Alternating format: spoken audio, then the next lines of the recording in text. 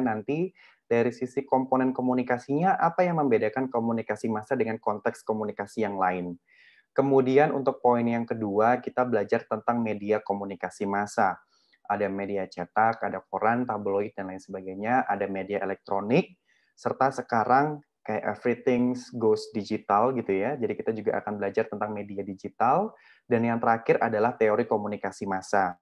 Di teori komunikasi massa ini, saya akan memberikan tugas kepada teman-teman untuk bisa mencari tahu lebih banyak tentang 3 sampai dengan 4 teori terkait dengan konteks komunikasi massa.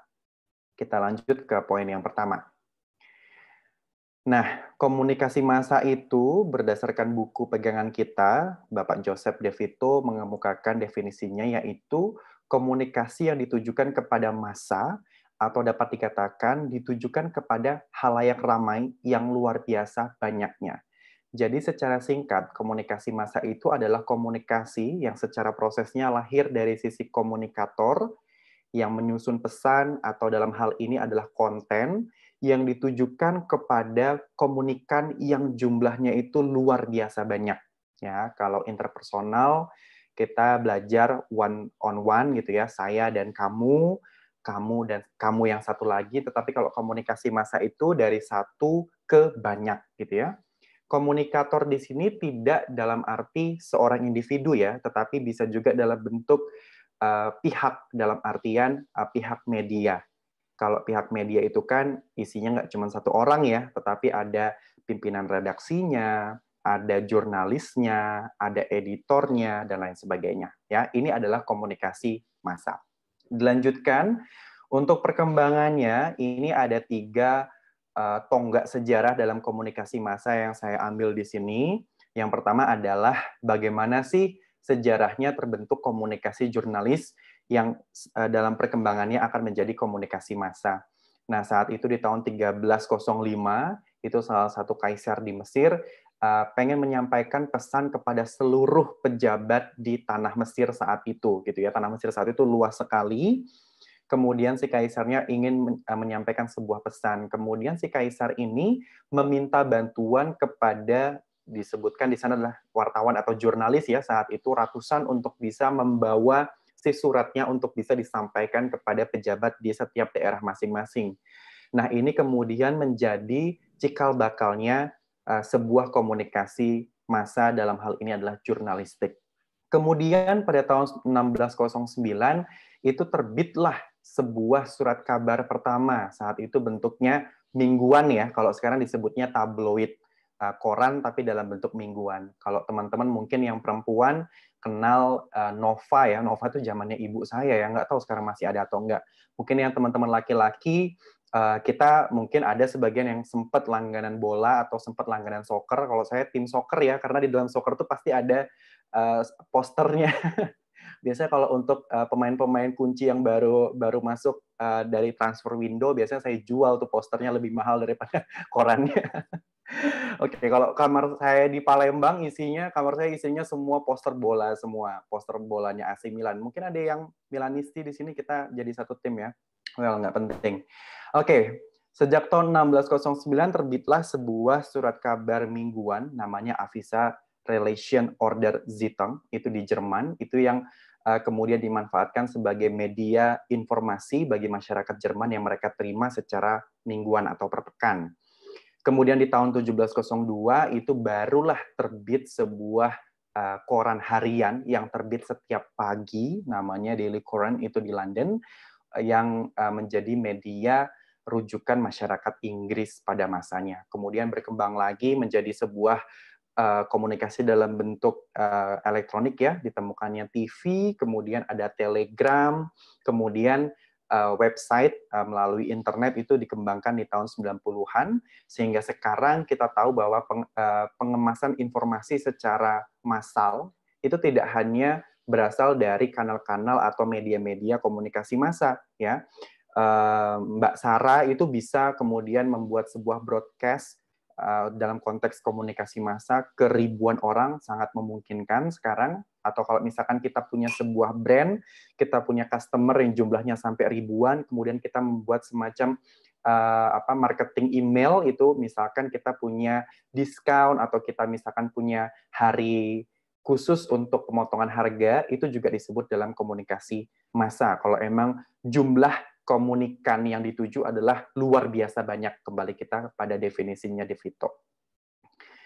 Nah, secara komponen, teman-teman semua, kita pernah belajar ya, komponen komunikasi secara umum itu ada 8. Kalau teman-teman masih ingat, ada etika di sana ya, ada pesan, ada komunikator, ada encoding, decoding, dan lain sebagainya. Nah, secara umum komunikasi massa itu sama ya. Kita coba bongkar satu persatu. Komunikator, harus ada komunikatornya jelas. Dalam hal ini adalah si medianya. Ya, media itu dalam bentuk korporasi biasanya. Ada pemiliknya, kemudian ada dewan redaksinya, tim rednya, ada jurnalisnya, ada orang yang bagian editor, dan lain sebagainya. Sebentar.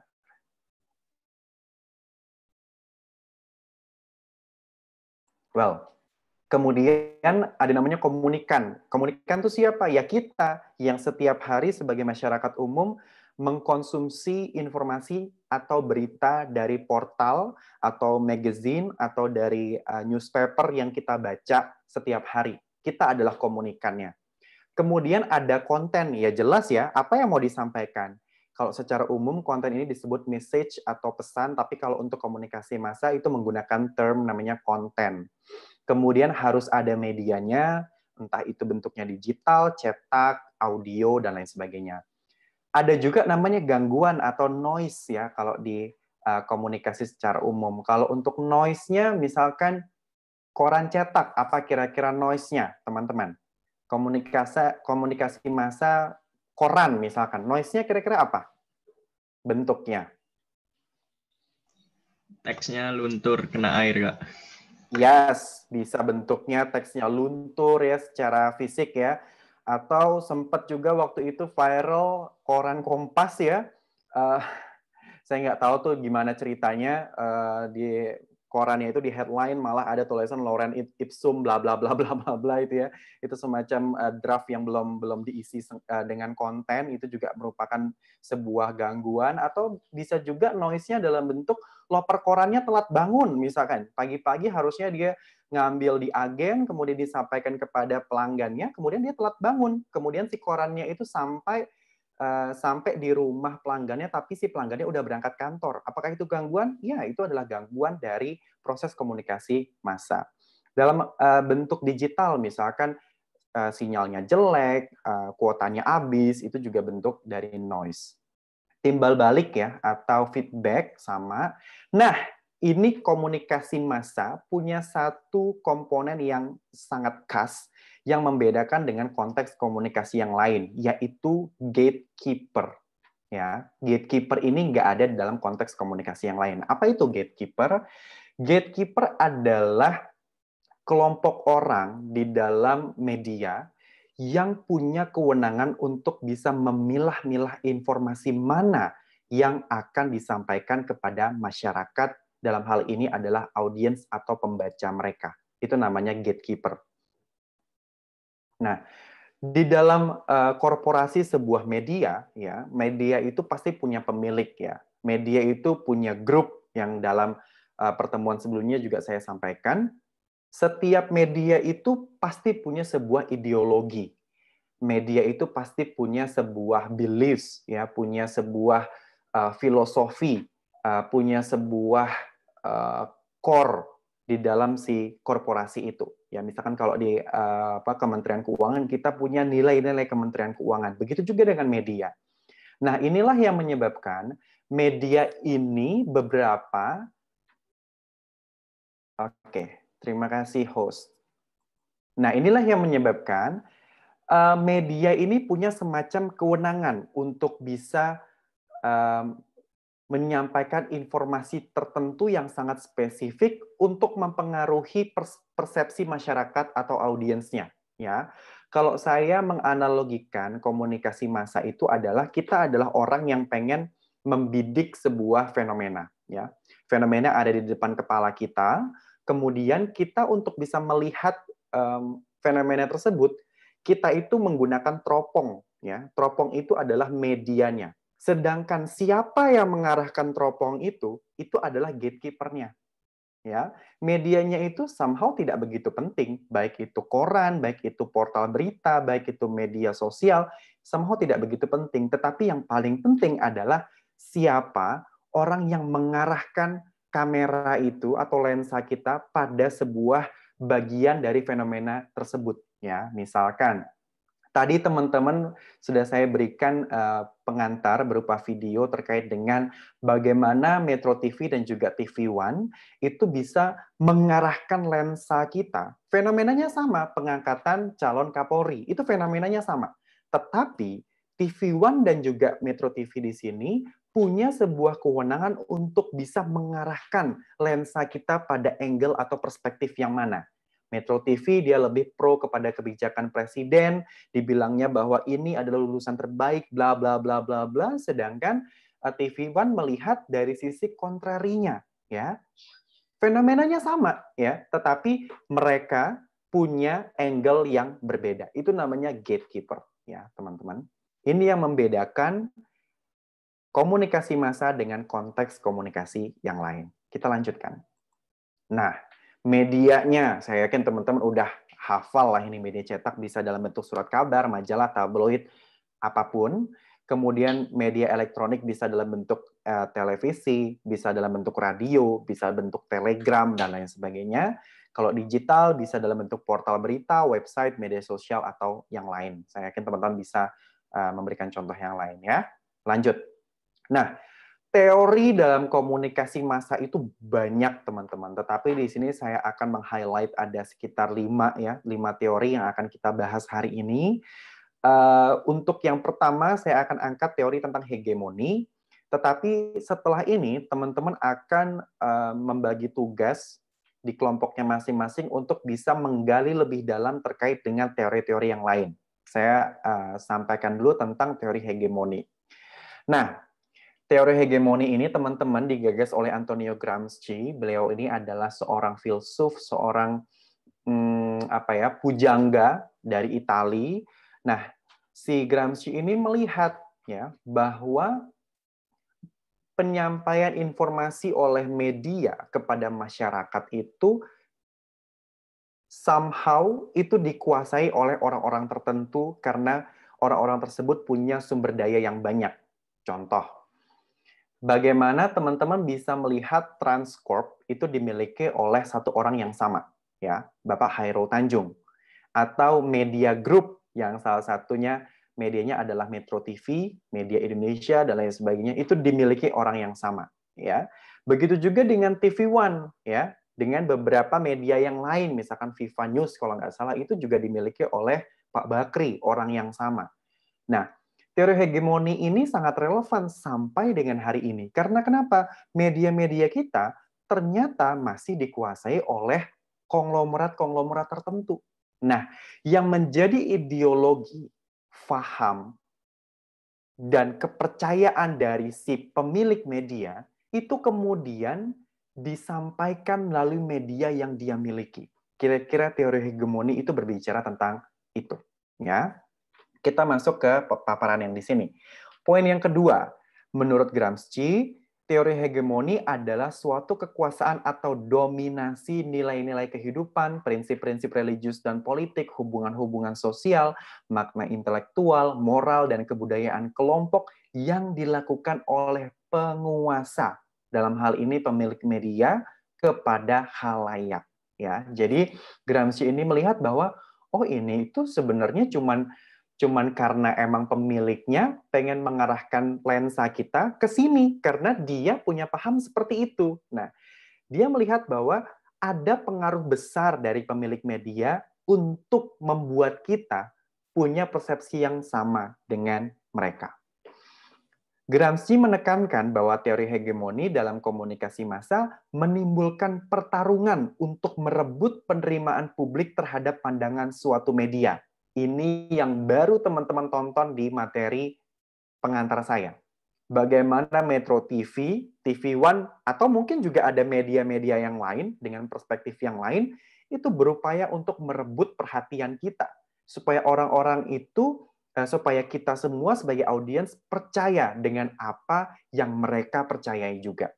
Ya, sebagai seorang penonton televisi, misalkan Metro TV ya, garis keras Metro TV, dia pasti mungkin kalau dia ketemu sama orang lain yang garis keras TV One, ketika ngobrol di warung kopi mereka pasti akan berdebat. Karena kenapa? Ya tadi, ya Gramsci melihat bahwa ada penyampaian tidak hanya berita, tetapi nilai-nilai kefahaman, sebuah gagasan yang ingin ditransfer dari si konglomerat tadi atau penguasa kepada kita sebagai halayaknya. Strategi dalam menjalankan teori ini adalah nalar awam halayak. Halayak yang awam adalah halayak yang tingkat pengetahuannya rendah, terutama dalam bidang politik, sehingga halayak awam dapat menerima semua informasi dari media ke dalam pikirannya. Ya, jadi kalau misalkan saya konglomerat, kemudian saya pengen mendukung misalkan Mas Rizky Ade untuk bisa jadi presiden, gitu ya, dengan mungkin kesepakatan-kesepakatan tertentu, maka saya akan menyampaikan, wah Mas Rizky ini dia punya prestasi mentereng A, B, C, D, E, E, F, Z, ya. Karena kenapa? Karena dengan media yang saya miliki, saya mencoba untuk bisa mentransfer kesepahaman saya dengan Mas Rizky Ade kepada halayak atau audiens yang saya miliki. Itu namanya teori hegemoni. Agak sedikit mirip dengan teori selanjutnya. Teman-teman di sini ada 4 teori ya. Ada cultivation analysis, ada spiral of silence theory, ada agenda setting theory, dan yang kemudian ada uses and gratifications theory. Silakan di setiap kelompok untuk bisa mengambil salah satu ya. Kelompok pertama mengambil cultivation analysis, kelompok kedua mengambil spiral of silence theory, kemudian untuk yang kelompok ketiga agenda setting theory. Nah, nanti karena ini satu kelas hanya ada 3 kelompok, untuk yang keempat akan saya paparkan kepada teman-teman. Silakan untuk bisa di screen capture ini. Ya. Untuk yang teori keempat, uses and gratifications teori, nanti akan saya yang menyampaikan kepada teman-teman. Ya. Nah, untuk bisa memastikan bahwa teman-teman nanti akan mengcapture teori yang tepat, di sini sudah saya sampaikan sedikit resume dari setiap teori. Cultivation analysis itu menyampaikan bahwa mediated sources, dalam hal ini adalah televisi, itu mampu atau punya kemampuan untuk bisa ngebentuk bagaimana orang itu bisa melihat realita kehidupan di sekitarnya. Itu namanya cultivation analysis. Dia sangat fokus terhadap the power of television, ya, bahwa nanti kepanjangan saya ngasih tahunya, nanti teman-teman nggak kerja ya. Yang kedua, spiral of silence theory. Nah, untuk di sini sudah saya berikan juga resumenya. Mass media work simultaneously with majority opinion to silence minority beliefs on cultural and social issues in particular. Ya, jadi media itu karena memang punya pengaruh yang sangat besar kepada halayak atau masyarakat, ya. Ini memungkinkan kelompok-kelompok tertentu, kelompok marginal untuk tidak bisa menyampaikan gagasannya. Karena kenapa? Karena ya tadi, media membentuk sebuah opini secara mayoritas. Nanti teman-teman, apa itu artinya? Bagaimana penerapannya? Silahkan cari sendiri ya. Yang ketiga, agenda setting teori. Agenda setting teori itu menyampaikan bahwa media itu punya kekuatan untuk bisa mentransfer isu-nya mereka kepada publiknya mereka sendiri. Perbedaannya apa dengan hegemoni? Kalau hegemoni ini sih Gramsci melihat hubungan antara si penguasanya, si pemilik medianya terhadap apa yang disampaikan. Tetapi kalau agenda setting agak sedikit berbeda. Perbedaan di mana silahkan cari ya teman-teman. Nanti untuk teori yang keempat, uses and gratifications theory akan saya yang menyampaikan kepada teman-teman. Kita sampai pukul berapa, Sarah? 15.50 atau 15.40 ya, Kak? Sekitar segitu kayaknya, Kak. 15.40 kayaknya. Iya. Kalau 15.40 berarti kita ketemu kembali di pukul 15.20 ya. Silakan teman-teman untuk bisa berkelompok, dan kalau di kelompoknya itu ada yang paling jarang ngomong, silahkan dia ditunjuk sebagai speaker. Yang paling jarang ngomong bukan berarti yang tidak kontributif ya, itu berbeda. Tapi mungkin di kelompoknya ada satu orang yang biasanya kalau dalam diskusi itu malu-malu untuk menyampaikan gagasannya. Ayo hari ini kita berikan kesempatan kepada teman kita untuk bisa berani menyampaikan pendapatnya kepada teman-teman satu kelasnya. Kita ketemu lagi di 15.20.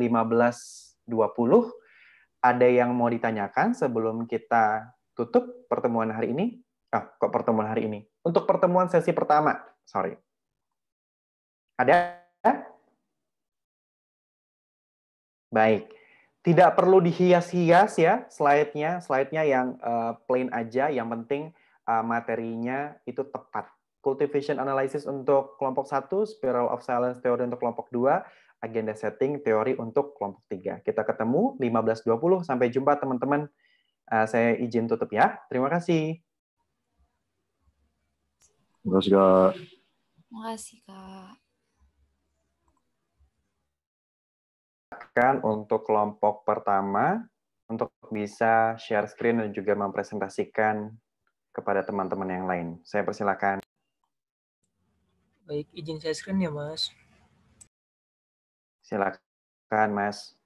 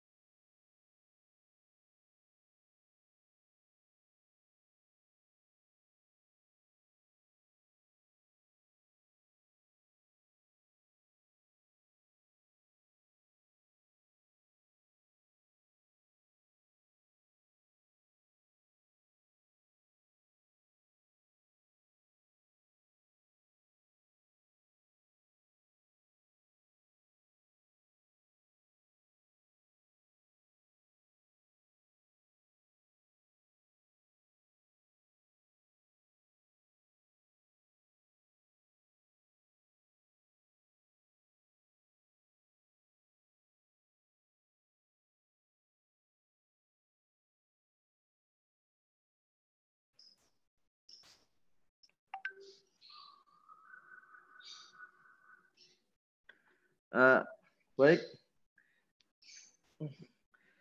Sebelumnya saya minta maaf tadi ke kamar mandi.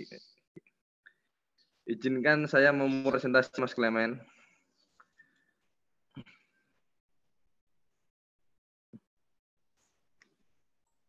Silakan, Mas. Baik. Oke, teman-teman semua, yang saya di sini akan mempresentasikan mengenai ke teori kultivasi atau cultivation teori. Menurut teori kultivasi ini, televisi menjadi media atau alat utama di mana para penonton televisi belajar tentang masyarakat dan kultur di lingkungannya. Dengan kata lain, persepsi apa yang terbangun di benak pemirsa tentang masyarakat, tentang masyarakat dan budaya sangat ditentukan oleh televisi ini. Artinya melalui kontak pemirsa dan televisi, mereka belajar tentang dunia, orang-orangnya, nilai serta adat dan tradisinya. Oke, bisa di next. Sedangkan menurut Miller sendiri, teori kultivasi tidak dikembangkan untuk mempelajari efek yang ditargetkan secara spesifik, melainkan dampaknya itu diakumulasi secara menyeluruh, yaitu bagaimana masyarakat melihat dunia di mana mereka hidup, dan itu yang disebut dengan analisis budaya.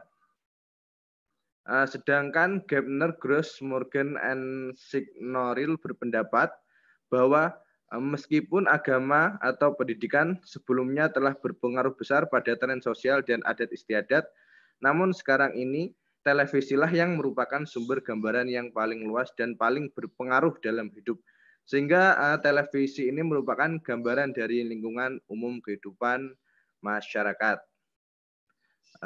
Bisa di next. Gepner sendiri itu membagi dua tipe penonton televisi, yaitu para pecandu, penonton atau penonton fanatik, atau kita bisa bilang sebagai penonton berat, heavy viewer. Terus yang kedua adalah penonton biasa atau light viewer atau penonton ringan. Penonton ringan itu menyaksikan televisi dalam kurun waktu 2 jam setiap harinya. Sedangkan yang penonton berat itu dikategorikan menonton televisi lebih dari 4 jam. Lah perbedaan inilah yang nantinya akan memengaruhi viewer behavior itu sendiri dari masing-masing penonton. Bagi penonton ringan, kecenderungan dalam menonton televisi itu hanya sesuai dengan kebutuhan. Maksudnya itu mereka menonton apa yang diinginkan saja. Kalau misalkan tidak suka atau tidak perlu, maka televisinya akan dimatikan atau ditinggalkan. Penonton dalam kategori ringan ini biasanya tidak mudah terpengaruh oleh isi tayangan televisi tersendiri. Lain lagi dengan penonton berat, mereka biasanya duduk di depan televisi dalam kurun waktu yang cukup lama. Bahkan bisa berjam-jam tanpa peduli apakah tayangan televisi mereka suka atau tidak. Mereka inilah yang paling mudah terpengaruh dalam isi tayangan televisi tersebut. Contohnya misalkan kalau kita sering nonton acara kriminal yang notabene-nya kekerasan, maka kita akan cenderung takut atau was-was terhadap dunia di sekitar kita. Kita cenderung bersikap paranoid, takut kalau akan mengalami kejahatan atau menjadi korban tindakan kriminal sebagaimana yang kita sering lihat dalam tayangan tadi. Baik, bisa di next, Mas. Nah, menurut Gepner, kultivasi itu berperan melalui 2 jalan. Yang pertama adalah mainstreaming, menciptakan commonality atau keumuman. Maksudnya apa-apa yang hadir di layar televisi itu menciptakan suatu yang bersifat umum dan menjadikannya sebagai semacam pengalaman bersama. Sehingga bagi penontonnya televisi itu menjadi rujukan terhadap pengalaman, keyakinan, dan nilai-nilai. Televisi berarti intinya ini televisi ibarat sebagai tempat untuk berbagi pengalaman. Terus yang kedua adalah resonance. Maksudnya menciptakan pengulangan terhadap pengalaman. Penonton yang konsisten menonton tayangan televisi lebih mungkin merasakan pengulangan. Pada dasarnya itu bagi orang yang pernah mengalami atau menjadi saksi atas suatu peristiwa, misalnya peristiwa kriminal, perampokan, penodongan, penjambretan, atau hal-hal lain yang berhubungan dengan itu, mereka akan menjadi traumatik walaupun tidak terlalu parah ya. Terus televisi kemudian berperan dalam penggambaran kembali pengalaman tersebut di dalam tayangannya. Jadi televisi menjadi semacam resonansi atau pengulangan terhadap pengalaman nyata bagi kehidupan si penonton. Semakin sering orang tersebut menonton tayangan kekerasan, maka resonansi yang dialaminya akan menjadi semakin sering. Konsekuensinya kenangan atau pengalaman tersebut terhadap peristiwa kekerasan atau kriminal di dunia nyata yang dulu pernah dialaminya akan semakin dan terus teringat-ingat oleh penonton tersebut. Baik, sepertinya cukup dari saya mengenai kultivasi ini.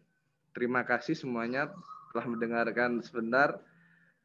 Akan saya kembalikan ke Mas Clemens.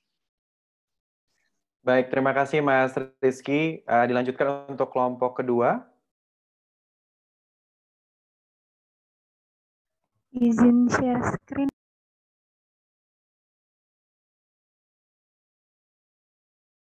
Silakan Mbak Amel.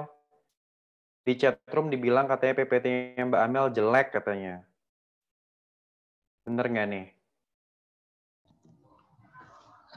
Udah diperbaiki Mas katanya. Gak apa-apa Kak, Frans emang kayaknya ada Nggak dendam sama apa-apa, saya. jelek juga nggak apa-apa. Terima Well, kasih silakan. teman-teman kelompok 2. Ya, terima kasih Mas Clemens kesempatannya untuk kelompok kami. Tanpa berlama-lama lagi, bismillahirrahmanirrahim. Sekarang teman-teman, kami dari kelompok 2 mau nyampain teori komunikasi yang kedua, komunikasi massa yang kedua setelah kultivasi yang barusan disampaikan sama kelompoknya Juna. Sekarang ada teori yang namanya spiral of silence. Apa sih spiral of silence itu? Kita lanjut ke slide selanjutnya. Oke, di sini pertama kali ya teman-teman, teori spiral keheningan atau spiral of silence teori. Ini tuh diperkenalinnya sama Nyonya Elizabeth Naumann pada tahun sekitar 1973. Diketahui juga katanya di tahun-tahun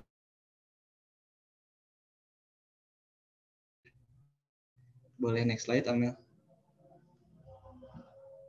Teori yang Elizabeth Naumann ini ungkapkan itu, dia mengungkapkan kalau kelompok minoritas bakal cenderung diam gitu atau nggak berani untuk mengemukakan pendapatnya karena takut sama yang namanya terisolasi. Mereka bakal mengikuti pendapat kelompok mayoritas sehingga kaum minoritasnya tenggelam si pendapatnya gitu ya dalam pembungkamannya terhadap si kaum minoritasnya. Apa ya? Menurut Newman juga teori spiral keheningan ini punya 3 asumsi mendasar. Tiganya itu yang pertama adalah bahwa individu pada umumnya berusaha untuk menghindari isolasi. Terus yang keduanya itu ada juga ketakutan akan terisolasi menyebabkan individu mencoba untuk menilai opini secara terus-menerus. Dan yang ketiga adalah perilaku masyarakat yang dipengaruhi oleh penilaian opini publik. Ini 3 asumsi mendasar yang disebutkan oleh Newman. Jadi boleh next slide Amel. Jadi bisa dibilang gitu ya. Sebentar.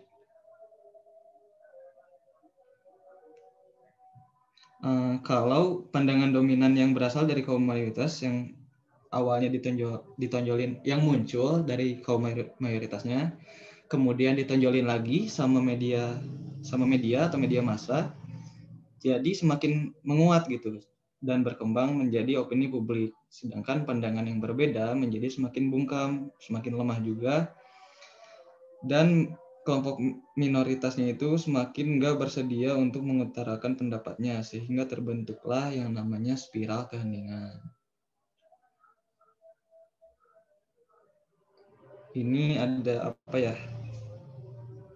Penggambaran ininya ya teman-teman, penggambaran si teorinya secara grafis.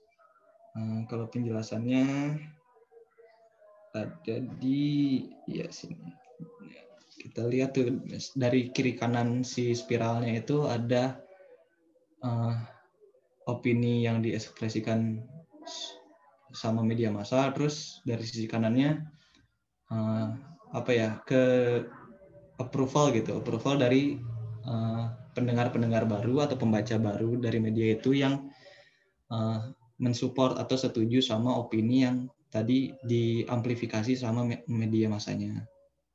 Terus yang tadinya ada apa ya opini berlawanan atau kontradiksi yang minoritas juga itu tuh akan semakin ke bawah gitu, semakin ke dasar spiralnya gitu. Jadi semakin nggak berani orang-orang yang minoritas itu yang berpandangan berlawanan untuk mengekspresikan opininya, juga karena mereka itu takut sama yang namanya isolasi dari opini yang dominan gitulah kira-kira teman-teman.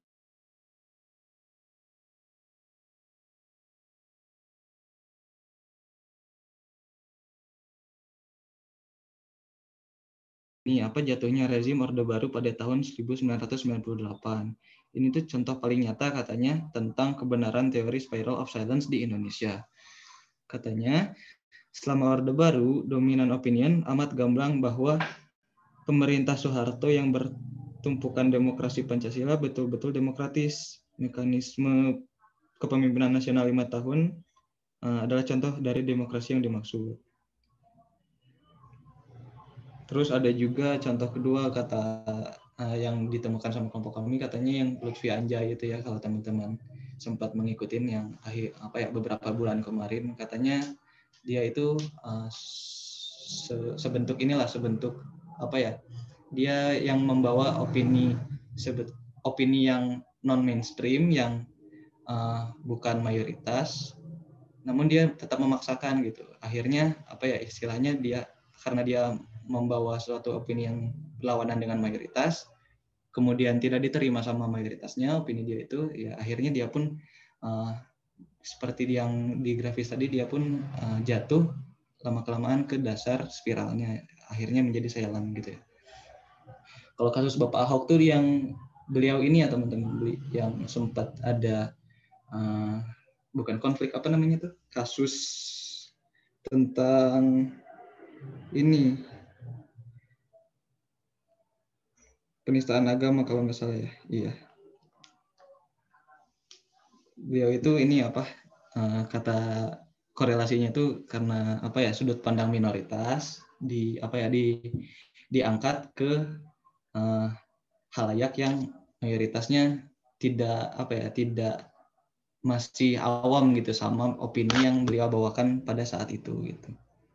Contohnya seperti itu. Terus mungkin kalau sekarang ya teman-teman, ini kan teorinya munculnya pertama kali itu tahun 1973, di mana masih marak-maraknya media massa, tapi waktu itu belum ada internet, belum ada sosial media ya. Nah, yang menariknya itu sekarang teori spiral keheningan ini atau spiral of silence ini katanya udah nggak terlalu tampak lagi secara langsung dalam media sosial. Bentuk perkembangannya berbeda karena ciri media juga berbeda sekarang. Contohnya saat media massa yang berjaya, yang bisa mengeluarkan opini di media massa itu cuman orang-orang tertentu, misalnya terus penguasa atau public figure. Tapi kalau sekarang itu nggak cuma penguasa atau public figure doang yang bisa menyuarakan pendapatnya di sosial media, tapi bisa juga orang-orang biasa, dan bahkan mereka itu bisa menjadi viral dan kemudian disetujui oleh mayoritas. Itu ada terang salah satu ahli juga gitu di bahan yang kami jadiin materi hari ini. Mungkin segitu aja teman-teman dan Mas Clemens yang bisa kelompok kami sajikan. Terima kasih atas kesempatannya. Mohon maaf bila banyak kekurangannya. Terima kasih Mas Clemens, saya kembalikan. Terima kasih Mas Frans Wijaya. Udah lengkap sekali ya. Sekarang lanjut ke kelompok terakhir. Saya silakan untuk bisa share screen.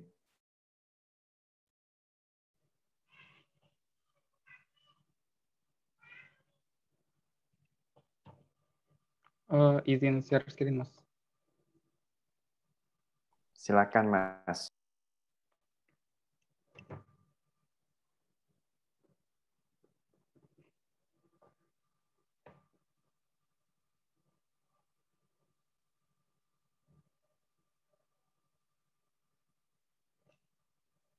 Mas Torik, bisa share screen?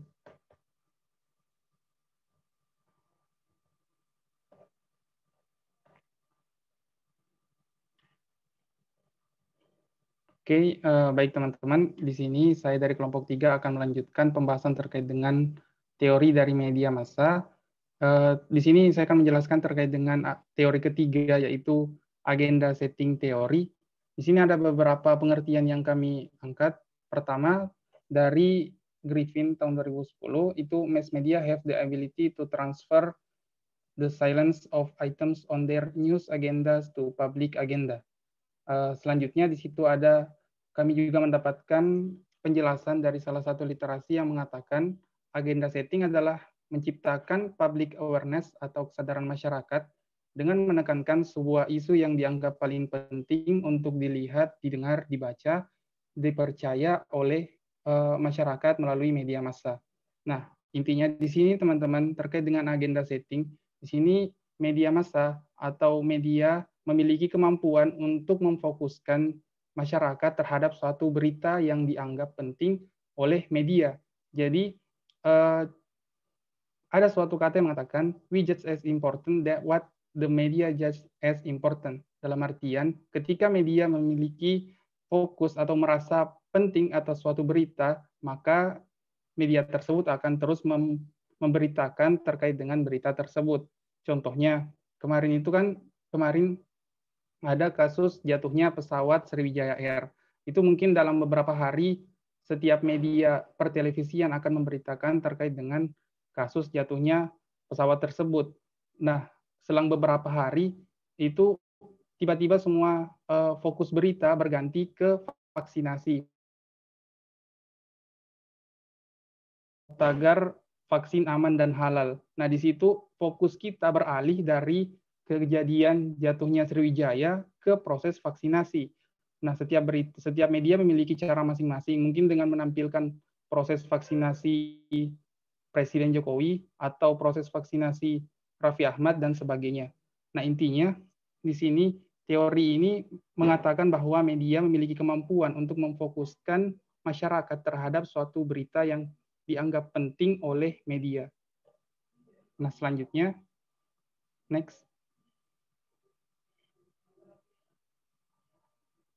Nah, ini tadi terkait dengan penjelasan salah satu literasi ya, yang mengatakan penting untuk dilihat, didengar, dibaca, dan dipercaya oleh media, oleh masyarakat melalui media massa. Coba next lagi, Tor.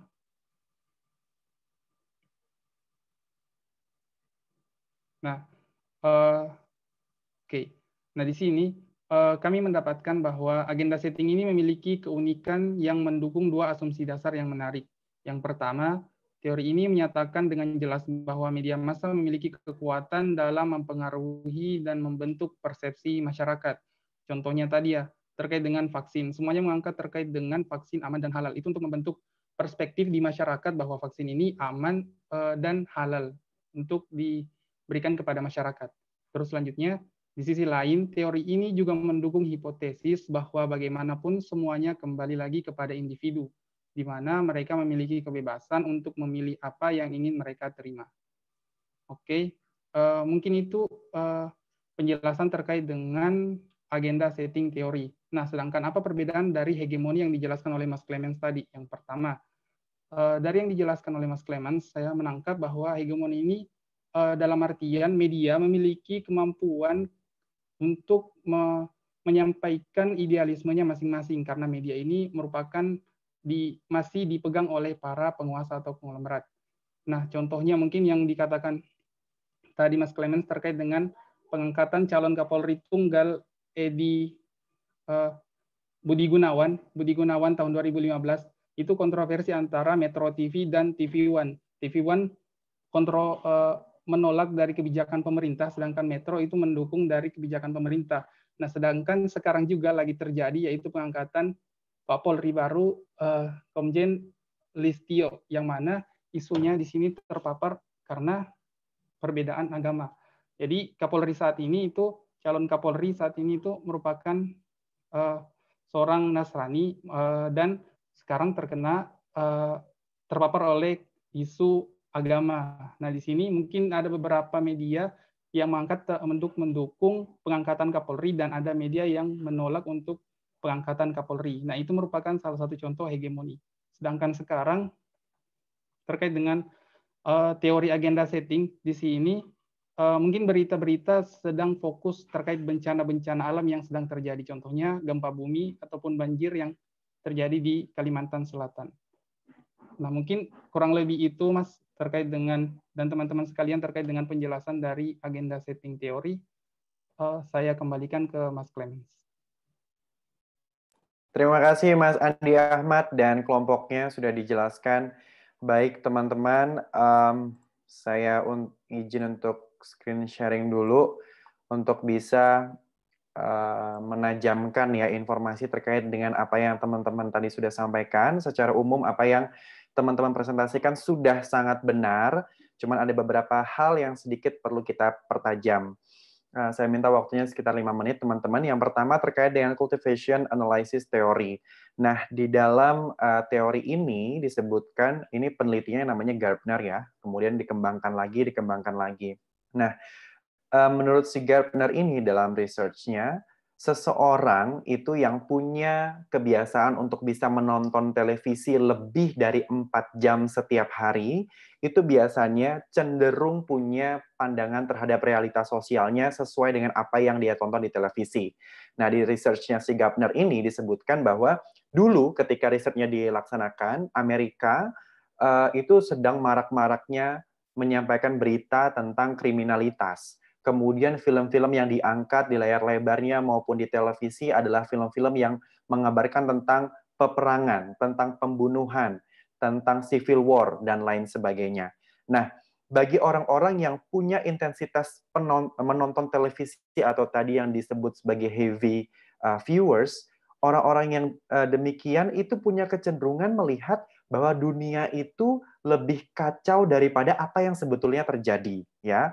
Misalkan kalau di Indonesia, contohnya gini, misalkan di Indonesia banyak sekali sinetron-sinetron tentang apa ya, kisah-kisah percintaan yang mungkin bagi generasi kita terlihat cringe ya, ini apa sih kayak gini gitu. Tapi kalau misalkan memang tayangan itu secara intensitasnya itu sangat tinggi, dan ada orang yang menonton dengan jam yang sangat lama setiap hari, maka dia melihat bahwa hubungan antara laki-laki dan perempuan haruslah seperti apa yang dia tonton. Nah, jadi yang disebut dengan cultivation analysis theory itu adalah bagaimana tayangan televisi ini bisa mengkultivasi apa yang ada di dalam pikiran kita tentang realitas yang sebetulnya terjadi. Gitu. Kira-kira seperti itu. Teman-teman bisa cek di sini rangkuman dari research-nya sudah saya buat di slide ya. Nanti saya sampaikan di grup. Kemudian yang kedua,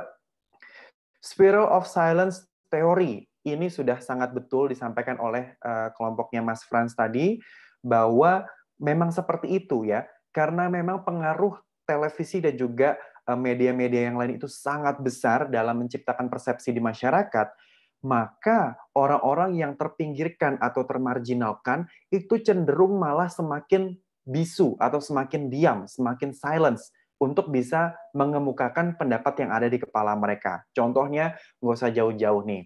Mungkin kalau teman-teman kita bisa kembali lagi flashback di beberapa tahun yang lalu, ketika seluruh infotainment itu mengabarkan berita tentang perceraian antara Maya Ahmad dan Ahmad Dhani. Karena kenapa? Karena kasusnya disebutkan ada orang ketiga, yaitu Mulan Kwok ya saat itu namanya. Bayangkan kalau di masa itu, kalian punya pendapat bahwa Mulan adalah perempuan yang paling benar ketimbang Maya. Ketika semua media mengabarkan, membuat sebuah semacam framing berita bahwa orang yang paling dipersalahkan di sini adalah Mulan Kwok. Ketika kita punya pendapat yang berbeda, tetapi semua media yang dikonsumsi publik kontrari terhadap pendapat kita, maka kita cenderung untuk bisa lebih diam. Karena sejatinya kita takut untuk terisolasi secara sosial. Kira-kira Spiral of Silence Theory itu mengatakan demikian. Dilanjutkan, agenda setting teori sudah sangat betul juga Mas Andi tadi juga menjabarkan bahwa intinya, teman-teman, ketika kita melihat sesuatu yang fenomena yang tidak berlangsung di depan kepala kita, misalkan kita tidak di Kalimantan Selatan, tetapi ada banjir di Kalimantan Selatan, kita tetap bisa melihat fenomena tersebut melalui layar kaca televisi atau media-media yang lain. Nah, saya punya analogi bahwa memang kita itu melihat sebuah kejadian yang tidak di depan kepala kita tuh melalui sebuah lensa. Nah, lensa ini yang punya kemampuan untuk bisa mengarahkan mau ke atas, mau ke tengah, mau ke bawah, mau ke kanan, mau ke kiri, itulah si media tersebut. Jadi media ini punya semacam agenda untuk bisa menciptakan sebuah persepsi di masyarakat yang luas. Disebutkan di sini bahwa sebetulnya media itu tidak hanya cuma merefleksikan cerita atau sebuah fenomena yang terjadi tidak di depan kepala kita, tetapi mereka punya sebuah agenda yang digunakan oleh orang-orang di media tersebut untuk menciptakan persepsi tertentu di kepala kita. Tadi disebutkan tentang vaksin, betul sekali. Bagaimana mungkin tingkat atau rate penolakan masyarakat Indonesia terhadap vaksin mungkin karena terpapar informasi yang tidak benar, hoax dan lain sebagainya, maka ada sebuah agenda setting baik itu mungkin dari pemerintah maupun dari media, untuk bisa mengabarkan secara terus-menerus bahwa vaksin itu halal dan vaksin itu aman. Supaya apa? Terbentuk sebuah persepsi di kepala masyarakat bahwa vaksin itu tidak membahayakan sehingga mereka mau secara sukarela divaksin. Ya, di sini saya tampilkan gambar Trump. Mungkin teman-teman sudah banyak ya mendengar berita tentang agenda setting selama kepemimpinannya Donald Trump di Amerika. Kemudian teman-teman, dari 3 teori yang teman-teman tadi sudah sampaikan, itu sepertinya media itu digambarkan sebagai sebuah pihak yang sangat superpower untuk bisa membentuk semacam persepsi, realitas, dan keyakinan di kepala seluruh benak masyarakat sebagai audiensnya. Untuk teori yang keempat, di sini akan saya jelaskan kepada teman-teman, uses and gratifications theory. Teori yang keempat ini menolak atau sebagai pembanding dari 3 teori yang teman-teman tadi sudah sampaikan. Ya, ini dari research-nya si Elihu, Katz, dan bla bla bla. Teman-teman bisa baca sendiri. Di sini disebutkan bahwa iya, media itu punya power untuk bisa mengarahkan lensa, tetapi lensanya tuh nggak cuma satu, ya. Kita itu sebagai user, kita punya power untuk memilih lensa yang mana. Misal, saya katakanlah ya, ini contoh. Saya nggak suka dengan pemberitaan tentang COVID. Misalkan Metro TV atau media RCTI mengabarin terus tentang COVID, tentang angka kematian, tentang angka penyebaran, bla bla bla bla bla bla. Saya merasa takut. Saya sebagai user, saya punya power untuk matiin TV. Itu ada namanya uses and gratifications theory. Ya, saya punya kewenangan, saya punya power, saya punya hak untuk tidak menonton Metro TV, alih-alih saya menonton misalkan MNC. Atau betul-betul saya matiin TV-nya, saya dengerin podcast di Spotify. Uses and gratifications theory mengatakan itu, bahwa kita sebagai manusia adalah pihak yang aktif ya. Kalau teman-teman cek di sini, people are active in choosing and using particular media to satisfy specific needs. Kita punya kebutuhan terhadap informasi, terhadap hiburan, tetapi kita juga punya power untuk bisa memilih media mana yang sekiranya mampu untuk bisa mencukupi kebutuhan yang kita punya. Ya, uses and gratifications theory mengatakan bahwa media ternyata punya sebuah limitasi.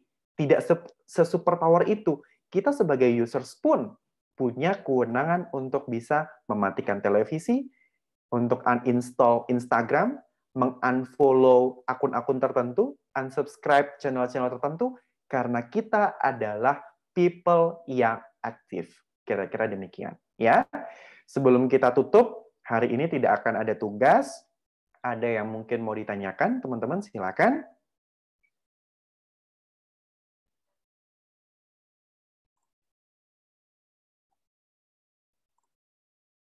Baik, kalau tidak ada, kita tutup dulu pertemuan hari ini. Teman-teman, saya mengucapkan terima kasih kepada semua teman-teman yang sudah bergabung hari ini. Terima kasih khusus untuk Ketua Kelas dan juga Mbak Sarah yang sudah mengakomodir pertemuan kita pada siang hari ini. Mengingatkan bahwa teman-teman masih ada tugas untuk mengumpulkan ini ya, untuk penugasan kemarin penyelenggaraan webinar penyuluhan perpajakan bersama dengan dokumen-dokumen secara lengkap maksimal hari Jumat pukul 23.59. Terima kasih kepada teman-teman. Semoga minggu depan kita bisa ketemu kembali dalam keadaan yang lebih baik. Tetap sehat selalu untuk teman-teman. 2 minggu menuju UAS, ternyata kayaknya soalnya sama seperti apa yang saya sampaikan di pekan sebelumnya, maka teman-teman nanti akan diminta untuk mereview kanal-kanal komunikasi milik pemerintah, boleh itu pemerintah pusat maupun pemerintah daerah. Sampai ini dulu yang bisa saya sampaikan, silakan teman-teman untuk bisa menunggu lembar soal yang resmi 2 minggu lagi. Oke, baik, saya tutup teman-teman. Wassalamualaikum warahmatullahi wabarakatuh. Sampai jumpa, selamat siang menuju sore semuanya. Terima kasih. Waalaikumsalam. Terima kasih, Kak.